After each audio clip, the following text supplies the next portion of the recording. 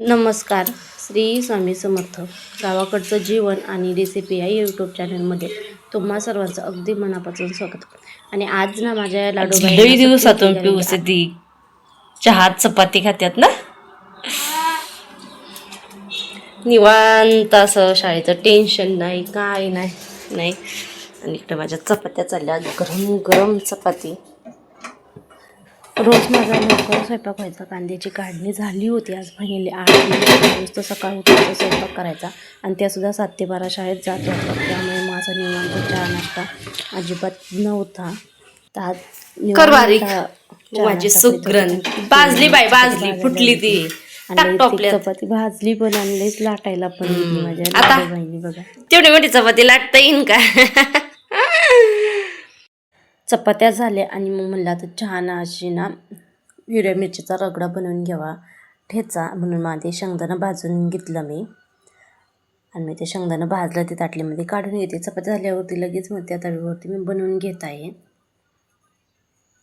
आणि शेतातल्या ना ताज्या कवड्या हिरव्या मिरच्या आणलेल्या होत्या, त्या देठासकटच मीठ टाकलेले आहे. आणि आता ना थोडेसे ते तेल न टाकता भाजून घ्यायचे आहे मिरच्या आणि लसूण.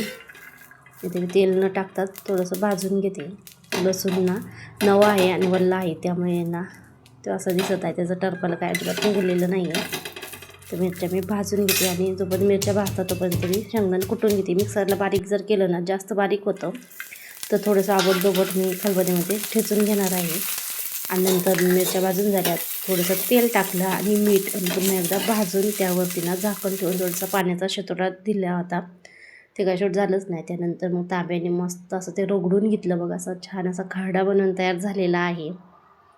त्यामध्ये नंतर मग शेंगदाण्याचा कूट टाकून घ्यायचा आहे. हे बघा कसला भारी झालेला आहे. म्हणजे त्याचा वाससुद्धा आणि ठसका तर एवढा उडाला होता ना, लय भारी. मग मी पुन्हा त्यामध्ये थोडंसं मीठ आणि पुन्हा तेल टाकलं आणि शेंगदाण्याचा कूट टाकून घेतला. मी ते बघा लय बारीक केलेलं आहे शेंगदाणा, असंच आवडतं सगळ्यांना. आणि सर्व काम आवरलं आणि मग आता जेवायला घेतलेलं आहे. तर मी ना आधी शेवची भाजी बनवून घेतली होती, म्हणजे चटणी, चपाती आणि मिरचीचा खडा. आणि इथे ना आज आमचा आठवडी बाजार होता, मंगळवार.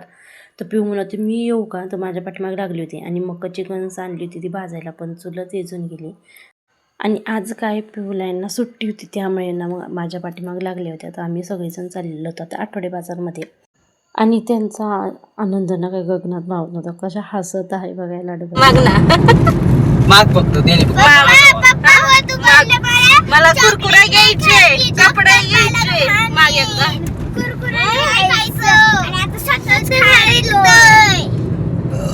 तसे मागत देत का? सगळंच पाहिजे. कपडे घ्यायला गेला तर कपड्याच्या दुकानात कपडे, मग कपडे नको बुटू. किती मोठी बुटू आणल्यात रे. दादाला येईन ना बुटू, दादाला आणल्यात ना. देव बाप्पा पाया पड देव बाप्पा.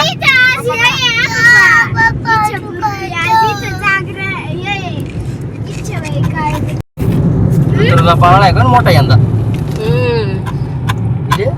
आताच जत्रेला आले, अजून 8 दिवस आहे. लय मोठा पाळणा आहे. बसू बर काय बरं दाखवून. तो घेतो पाळणा आहे, चांगला दिसतोय. आताच लावलेली म्हणलं. तो पुढं बघ ना, कुठं 8 दिवस हा ना, गोल गोल ती दिसत आहे ना वरती, ती असं रिंग जत्रेची.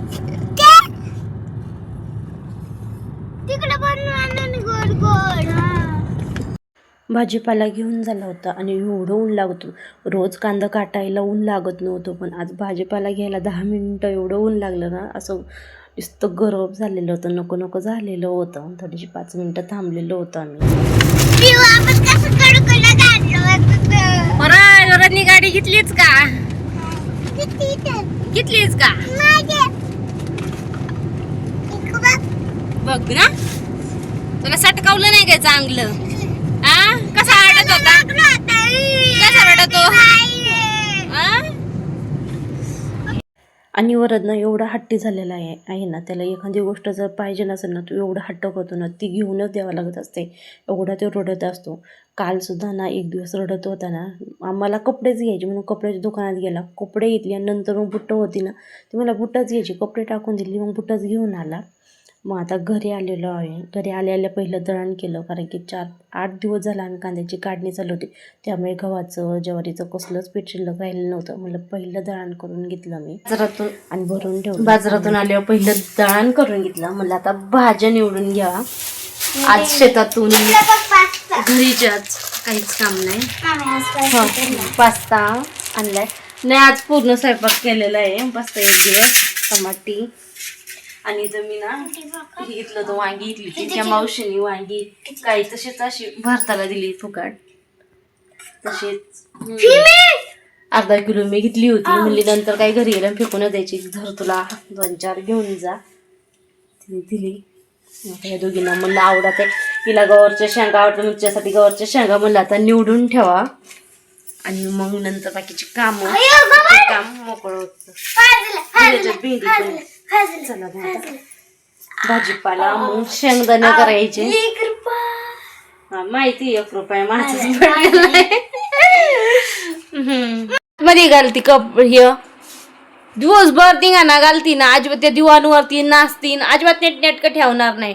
कर सरळ.